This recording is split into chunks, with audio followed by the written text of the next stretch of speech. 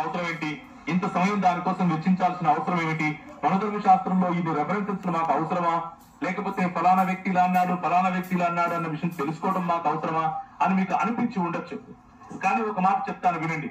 మన దేశంలో ఎవరైతే రాజకీయ నాయకులు గాను, లేకపోతే మన దేశంలో ఎవరినైతే మనము ఈ దేశ నాయకులు, ఈ దేశ జాతి పితామహులు అని పిలుస్తున్నామో, అలాంటి వారిని సైతము ప్రభావితం చేయబడినటువంటి ఫిలాసఫీస్, అలాంటి వారిని సైతము నియంత్రించగలిగినటువంటి శక్తి కలిగిన భావజాలాలను తెలుసుకునే ప్రయత్నం మనం చేస్తున్నాం.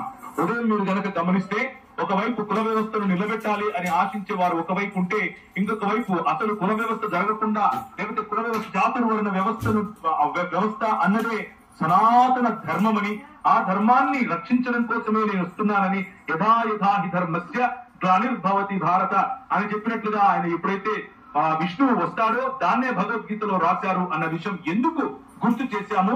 ఆ దానికంటే ముందు ఎవరెవరు ఎప్పుడెప్పుడు ఎక్కడెక్కడ ఎలా సంకరంగా పుట్టారో ఎందుకు చెప్పాము అని అంటే, అవన్నీ దాచిపెడుతూ అవన్నీ క్రిందికి సాపు కింద తోసివేస్తూ పైకి మాత్రము నేను ఇలాంటి సంస్కృతిని నిలబెట్టడం కోసమే వచ్చాను.